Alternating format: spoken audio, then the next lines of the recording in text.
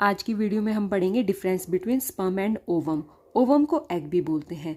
First difference है sperm is a minute microscopic flagellated and motile gamete. Motile gamete का मतलब ये है कि जो स्पर्म है उसमें मूवमेंट होती है, स्पर्म मूव करता है।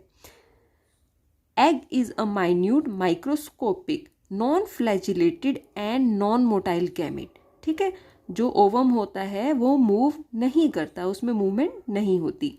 सेकेंड डिफरेंस ये है कि जब इजैक्यूलेशन होता है उस टाइम पर 250 से लेके 280 मिलियन स्पर्म रिलीज होते हैं एक बार में।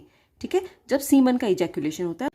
सीमन क्या होता है, देखो आपने पढ़ा था कि जो मेल रिप्रोडक्टिव सिस्टम होता है उसके अंदर कॉपर ग्लैंड प्रेजेंट होती है, प्रोस्टेट ग्लैंड प्रेजेंट होती है, उनके जो सिक्रीशन होते हैं प्लस जो टेस्टिस में ये जो स्पर्म बन रहे होते हैं इन सबको कलेक्टिवली बोलते हैं सीमन। ठीक है, तो जो सीमन का इजैक्यूलेशन होता है उसके अंदर 250 से लेकर 280 मिलियन स्पर्म होते हैं एक बार में। लेकिन जब एग रिलीज होता है यानी कि जब ओवम रिलीज होता है तो वो एक ही रिलीज होता है। ठीक है, उसका नंबर एक ही होता है और ये एक महीने में एक बार ही रिलीज होता है। जब मेंस्ट्रुएशन खत्म हो जाता है, मेंस्ट्रुअल साइकिल जब ओवर हो जाता है उसके बाद ठीक है एक ओवम रिलीज होता है ओवरी से। नेक्स्ट डिफरेंस ये है जो स्पर्म होता है वो स्मॉलेस्ट सेल है इन ह्यूमन मेल, जबकि जो ओवम है वो लार्जेस्ट सेल है इन ह्यूमन फीमेल बॉडी। ठीक है, उसके बाद है स्ट्रक्चर। ठीक है, डायग्राम बनाना भी जरूरी है। अगर आपसे पूछा जाता है एग्जाम में difference between sperm and ovum तो आप इनके डायग्राम भी बना सकते हो। ये है स्पर्म की स्ट्रक्चर जिसमें हेड होता है, नेक है, मिडल पीस एंड टेल है। और ये है ओवम की स्ट्रक्चर जिसके सेंटर में न्यूक्लियस प्रेजेंट होता है। ठीक है, और उसके चारों तरफ जो प्रोटेक्टिव लेयर्स होती हैं वो प्रेजेंट होती हैं, जैसे कोरोना रेडिएटा हो गया, जोना पेलिसिटा हो गया एंड वाइटेलाइन मेम्ब्रेन हो गया।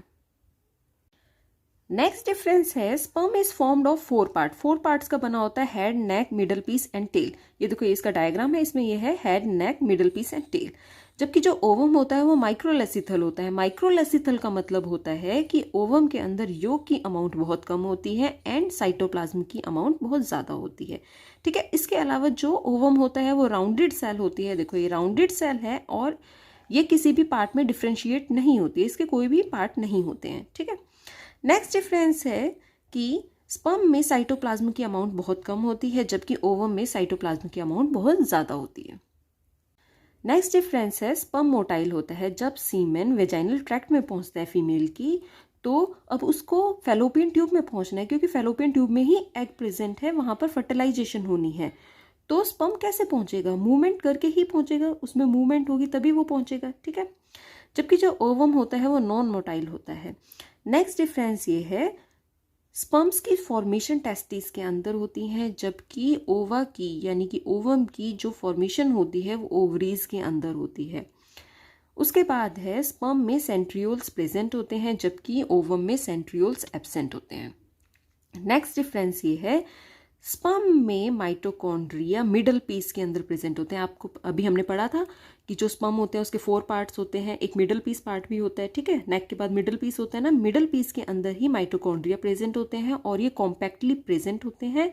एक स्पाइरल फॉर्म में प्रेजेंट होता है माइटोकॉन्ड्रिया। ठीक है, मिडल पीस के अंदर, जबकि जो ओवम होता है उसके अंदर माइटोकॉन्ड्रिया साइटोप्लाज्म में ही प्रेजेंट होता है। नेक्स्ट डिफरेंस ये है कि जो स्पर्म होता है ये प्लाज्मा मेम्ब्रेन से चारों तरफ से सराउंडेड होता है, जबकि जो ओवम होता है नंबर ऑफ एनवलप से, नंबर ऑफ मेम्ब्रेन से सराउंडेड होता है, जिनमें है corona radiata, zona pellucida, vitelline membrane. इन सब मेम्ब्रेन से ये सराउंडेड रहता है। नेक्स्ट डिफरेंस ये है कि एक स्पर्मेटोगोनियम से 4 स्पर्म की फॉर्मेशन होती है। हमने अपनी एक वीडियो में स्पर्मेटोजेनेसिस के बारे में पढ़ा था। स्पर्मेटोजेनेसिस में क्या था कि स्पर्मेटोगोनियम डिप्लॉयड होता है, कि एक डिप्लॉयड स्पर्मेटोगोनियम से 4 स्पर्म की फॉर्मेशन होती है और स्पर्म कैसे होते हैं, हैप्लॉयड होते हैं। जबकि ओवम में क्या था, यानी कि ओओजेनेसिस की प्रोसेस में क्या है कि एक ओओगोनियम से केवल एक ही ओवम की फॉर्मेशन होती है। ठीक है, यहाँ क्या था 1 स्पर्मेटोगोनियम से 4 स्पर्म की फॉर्मेशन हो रही है, जबकि फीमेल में एक ओओगोनियम से एक ही ओवम की फॉर्मेशन हो रही है।